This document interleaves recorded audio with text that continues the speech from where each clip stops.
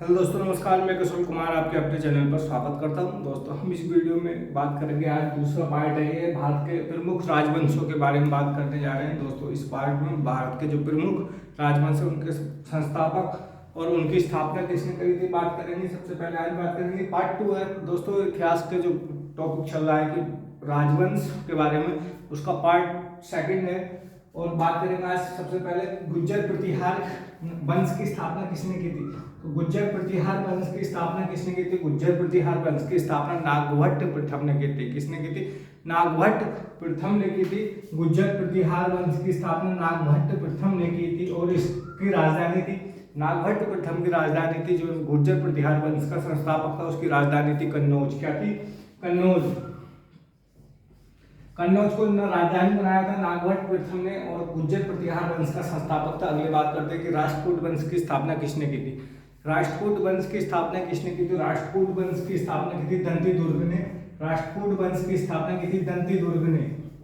किसने की थी? दंती दुर्ग ने की थी। और ये इनकी राजधानी थी महाराष्ट्र में मान्यखेट, एक जगह पड़ती है महाराष्ट्र में मान्यखेट इनकी राजधानी थी। क्या थी? मान्यखेट ने राजधानी बनाया था दंती दुर्ग ने। राष्ट्रकूट वंश की स्थापना की थी। किसने की थी? दंती दुर्ग ने राष्ट्रवंश की स्थापना की थी और मान्यखेट को इसने राजधानी बनाया था। अगली बात करते हैं कि सैयद वंश, कौन सा वंश? सैयद वंश की स्थापना किसने की थी? सैयद वंश की स्थापना जो की थी वो की थी खिजर खान ने। किसने की थी? खिजर खान ने की थी सैयद वंश की स्थापना। सैयद वंश की स्थापना खिजर खान ने की थी और इन्होंने राजधानी बनाया था दिल्ली सल्तनत को। किसको बनाया था? दिल्ली को बनाया था अपनी राजधानी। ये सल्तनत काल का शासक था और इन्होंने अपनी राजधानी बनाया था दिल्ली को। अगली बात करते हैं कि लोधी वंश की स्थापना किसने की थी? लोधी वंश की स्थापना किसने की थी? तो लोधी वंश की स्थापना की थी बहलोल लोधी ने। किसने की थी? बहलोल लोधी ने लोधी वंश की स्थापना करी थी और इन्होंने भी राजधानी दिल्ली को बनाया था। राजधानी किसे बनाया था? बहलोल लोधी ने दिल्ली को राजधानी बनाया था। और सैयद वंश की राजधानी भी जो थी वो दिल्ली थी और खिजर खान ने सैयद वंश की स्थापना की थी। बहलोल लोधी की स्थापना ने की थी लोधी वंश की और इन्होंने भी राजधानी दिल्ली को बनाया था। अगली बात करते हैं कि चोल वंश, कौन सा वंश? चोल वंश की स्थापना किसने की थी? चोल वंश की स्थापना विजय आल्य ने की थी। किसने की थी? विजय आल्य ने चोल वंश की स्थापना करी थी। दोस्तों, आजकल विजय चोल वंश बहुत ही सुर्खियों में है क्योंकि जो हमारे जो संसद की नई उद्घाटन हुआ था उसमें एक संगोल नाम का एक विजय स्तंभ दिया गया था, तो वो चोल वंश से ही संबंधित था। चोल वंश से ही संबंधित था जो इसने स्थापना करी थी। इसकी विजय आल्य ने की थी, विजय आल्य ने की थी और इसने राजधानी बनाया था तमिलनाडु में एक जगह पड़ती है तंजौर को इन्होंने राजधानी बनाया। चोल वंश की राजधानी थी तंजौर और विजय आल्य ने इसकी स्थापना की थी।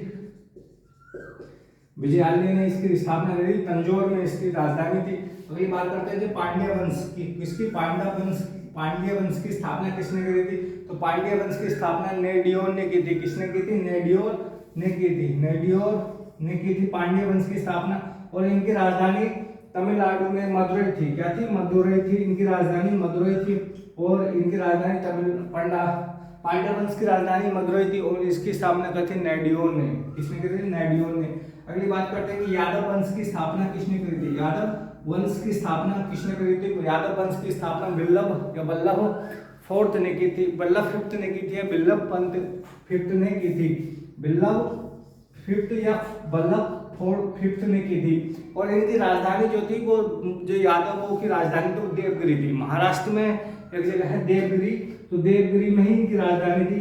यादव वंश की राजधानी देवगिरी थी और इसकी स्थापना वल्लभ फिफ्थ ने की थी।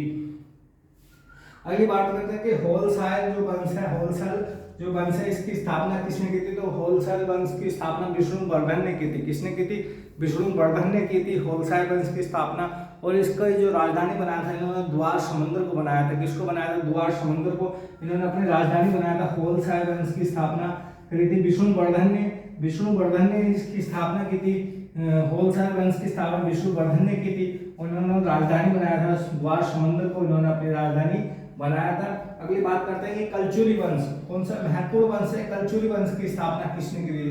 तो कलचुरी वंश की स्थापना कोक्कल ने की थी। किसने की थी? कोक्कल ने कलचुरी वंश की स्थापना की थी। कलचुरी वंश की स्थापना कोक्कल ने की थी। कोकल ने की थी कलचुरी वंश की स्थापना, और उन्होंने अपनी राजधानी बनाया था त्रिपुरी को। किसको बनाया था? त्रिपुरी को इन्होंने अपनी राजधानी बनाया था, त्रिपुरी को अपनी राजधानी बनाया था। कलचुरी वंश की स्थापना कोकल ने की थी और इनकी राजधानी थी त्रिपुरी। क्या नाम, क्या राजधानी थी? त्रिपुरी थी, और ये था कलचुरी वंश, इसकी स्थापना कोकल ने की थी। अगली बात करते हैं कि सालुब वंश की स्थापना किसने करी थी? सालुब वंश की स्थापना करी थी नरसिंह ने। किसने? नरसिंह ने। ये संगमकालीन जो इतिहास है उसके बारे में है कि साबुल वंश की स्थापना किसने करी थी? साबुल वंश की स्थापना नरसिंह ने की थी। किसने की थी? नरसिंह ने की थी, और इसकी राजधानी थी, इनकी राजधानी थी विजयनगर। क्या? विजयनगर इनकी राजधानी थी, और साबुल वंश की स्थापना करी थी नरसिंह ने। साबुल वंश की स्थापना करी थी नरसिंह ने, और इनकी राजधानी विजयनगर थी। अगली बात करते हैं कि तुलुल वंश की स्थापना, तुलुल वंश की स्थापना की थी।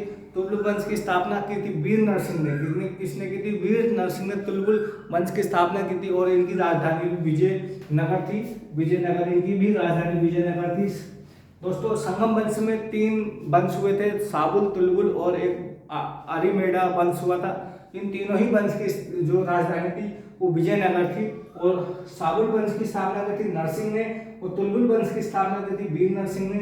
अगले वीडियो में आगे के राजवंश हैं उनके बारे में बात करेंगे। दोस्तों, वीडियो अच्छी लगी तो वीडियो जरूर लाइक करना, चैनल को सब्सक्राइब कर लेना। धन्यवाद।